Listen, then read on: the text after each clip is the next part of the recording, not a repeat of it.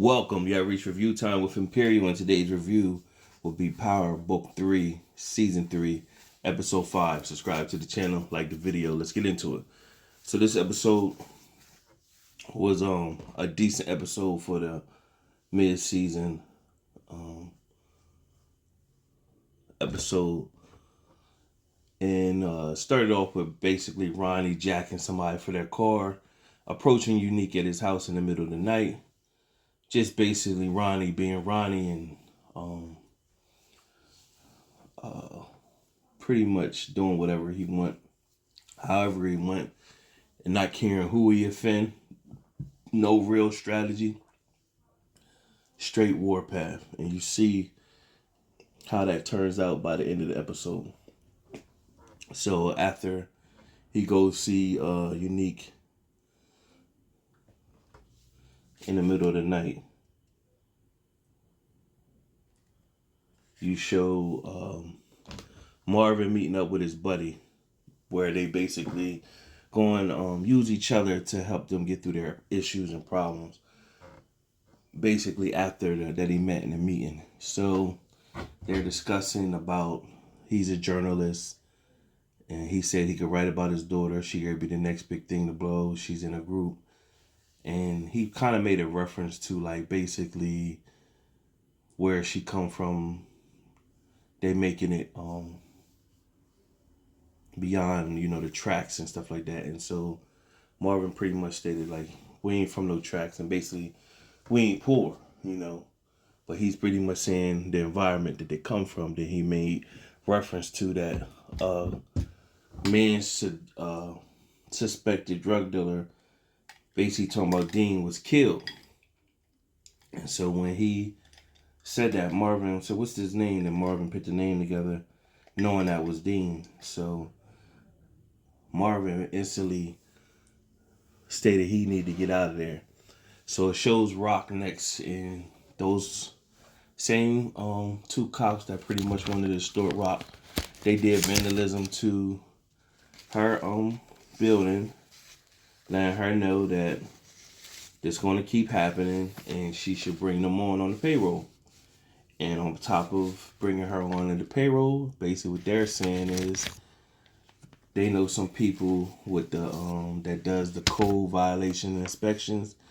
Pretty much they're going to have them come down and violate Rock if they don't get put on the payroll where they can make extra money. Basically, Rock told them she got insurance and they need to go F themselves. So this is a shakedown. From there, what took place, you had Lulu back at the club, and he's pretty much trying to get the club popular. He's going to promote the hip hop night. He stated that he's going to go out and get some albums and records from his mom. And you forget that the mom was in, like, I think season 1 when Rock seen her at the church or whatever. So the mom, when he went to go get the records, pretty much Lulu had a conversation with her, and she basically told him, you're chasing dead-end dreams like your dad. And she said, who gonna take care of me? Rock pretty much don't fool with her. Marvin doing God knows what, and then who's gonna look after her? And with him chasing these dreams. And so Lou said pretty much the music didn't kill his dad. Pretty much it was his lifestyle, what he chose to do. And he did leave her some money. So then he left off. From there, then you have Famous collect some money, and the cops pulled up. So they pulled Famous in, questioning him about the kid he killed, and pretty much, and he didn't really tell anything. But they did take the money that he had at the time. So what you're going to start to see in this episode is the brewing between Kanan and Famous. And like I keep saying, I believe Kanan's first kill he's going to kill Famous. And they've been saying this ongoing thing through Power. You're not a real killer until you kill somebody you love. And I think Kanan going to eventually kill Famous. So it then goes to Rock cleaning up the mess that the vandalism took place, Marvin shows up, and Marvin pretty much told her that that Dean pretty much died, got killed. Rock says she's out the game.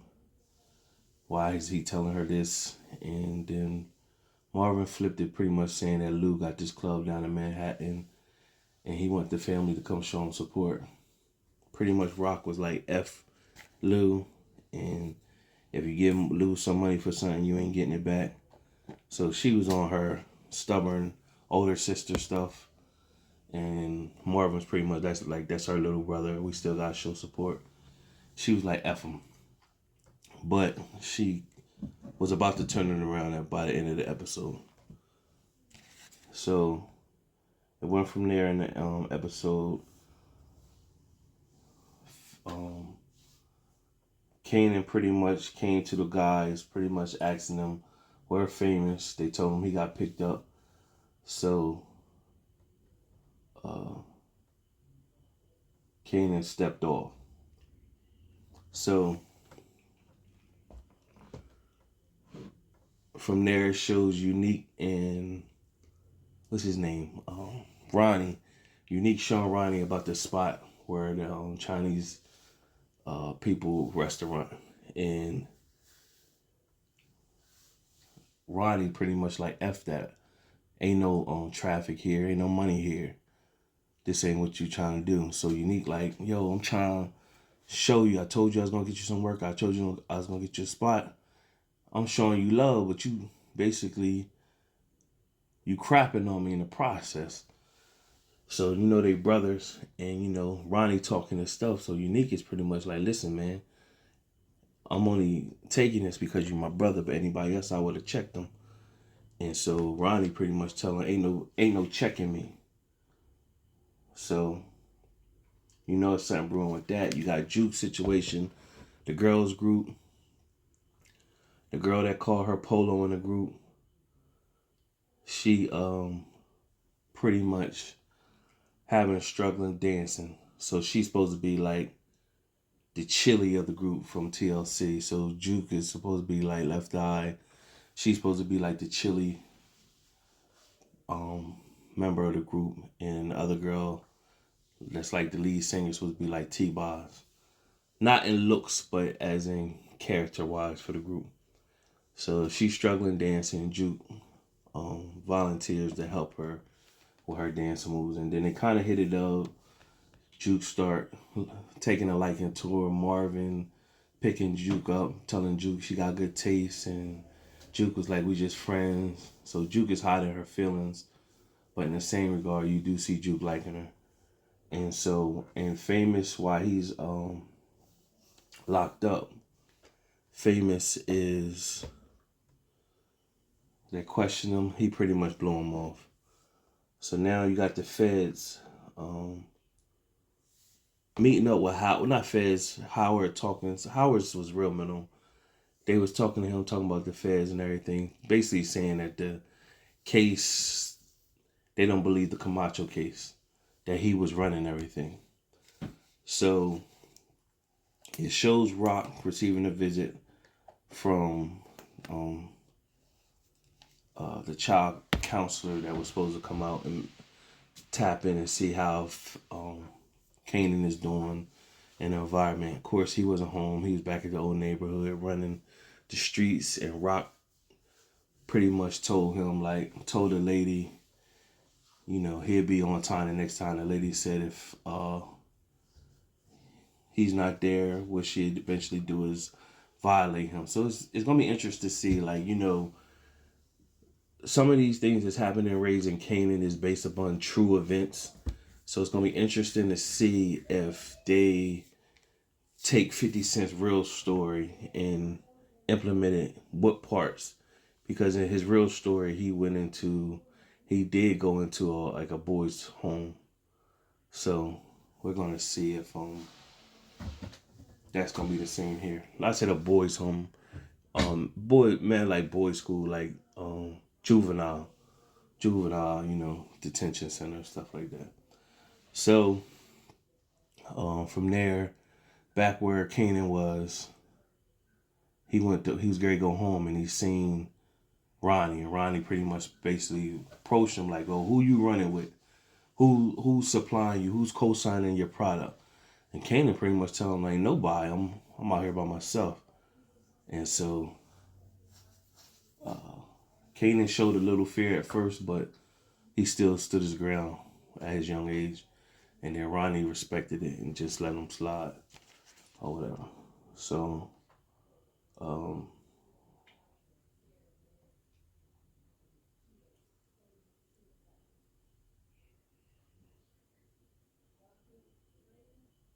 from there, what took place? I'm trying to think. Kanan came to Famous spot. Famous got out. Now Famous was upset. He finally admitted to Kanan basically that he the one who killed the kid and told him what happened. Kanan pretty much told him, "You need to take that to your grave and let that go, and never speak to it to me or nobody else again." So you know that's gonna be a fail. So also, Famous felt some type way that when one of his carriers got locked off, Kanan was there to get him out. Famous got locked up, supposed to be his man. He didn't get him out. So Kanan first questioned him why they let you out so early. He said they just was questioning me, and so Kanan pretty much was looking at him like, you need to take that to the grave, that information, so you don't mess the business up. So he kind of like not respecting his friend, and Famous is his age. He needs somebody to talk to too, and he don't have nobody there for guidance. So you see what's brewing between them two. Then of course Lulu goes and he's trying to promote the hip hop night. Goes to the radio jockey that he pulled a gun out on. That pretty much told him, you know, you owe me. So the radio jockey pretty much promoted hip hop night. Then you have Rock and Kanan at the house, and Rock pretty much told Kanan like, "Yo, you gonna go to boys' school, well, detention center, juvenile detention center, if you don't tighten up around here." And so Kanan pretty much was ignoring her, and she was pretty much saying, "You ignore me is not going to help the cause." And it's just messy when you look at this because she forced him in this situation by setting him up with the gun. So their relationship is terrible. So Ronnie goes to Unique's baby mom and pretty much made mention that Unique was knocking down Rock on a low. And then when she asked for Ronnie to clarify herself, Ronnie just being Ronnie and just stepped off. So when Unique finally got home, she approached Unique pretty much telling him, "So is Rock you been sleeping with?" And then of course Unique went and said, "Don't you got everything?" And you worrying about some broad. She got upset pretty much saying, her of all people, it could have been somebody else. So she was pissed. He stepped off now. At this point, Unique he had it with Ronnie. He's upset. And the feds is now questioning people from Baisley Project. So they questioned the guy in a wheelchair that helped Marvin out. So he's pretty much holding it down. But then the FBI agent said, "Well, you ever seen Raquel Thomas there?" He said, "Well, what Rock got to do with this?" So when he said Rock, that's how they approach her, then that means you're more familiar with her than. So that sparked the FBI agent to say, "Yo, let's put Raquel Thomas back on person of interest list." So what they did was they went to Rock's house, pretty much telling her they need her to come down. And she was on her way to go to Lulu's event, but she grabbed her lawyer and showed up to the precinct to do the investigation. And they talked to her, but her lawyer pretty much squashed everything. But Of course, we do know they still got her in the investigation because they've been taking pictures and following her. So at Lulu's event, hip hop night, Juke is there with the girl, and of course she's taking a liking to her. Kanan comes in, and Kanan pretty much sees. No, first Famous was sitting there with him, and Famous seen Kanan. He just got up and left, and so Juke asked Kanan, like, "What's up with you and your boy?" Kanan just blew it off, like, whatever. So he said, "Juke, let me holler at you." So even though Juke liked the girl, Kanan pushed up like, "Yo, is that you?" And then Juke was like, "No, she a good girl. Don't treat her like whatever." And then instead of saying, "Yo, that's me, I like her," Juke fell back. You could feel she had the look on her face like she was gonna feel some type of way that Kanan pushed up, but he did. So it was open mic night. Everybody was just up there doing their open mic, and of course, Famous, he jumped up there and he rocked the mic for the crowd. So Lulu looking at that as a money opportunity with Famous. He already knew Famous could write and stuff like that, and so he looked at it as a money opportunity. So we all know Famous is going to do a song later in the season where he's promoting that killing he did. And of course,